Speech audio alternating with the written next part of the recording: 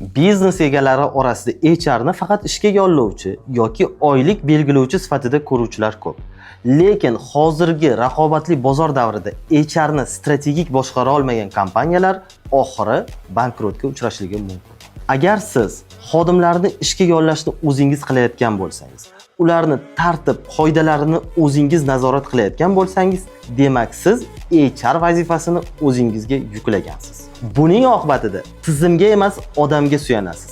Xodim ketganda barchasi qulaydi. HR strateg bo'lish biznes egasi o'z o'rnini aniq, tiniq belgilab olishidan iborat degan. Kimni va qanday yo'llashni bilish, kerakli mezonlar asosida kerakli nomzodlarni ishga qabul qilishni nazarda tutadi. Tashkiliy strukturani to'g'ri tuzish va xodimlarga tushuntirish. KPI va natijalarni o'lchashni bilish va ularni amaliyotga targ'ib qilishdan iborat.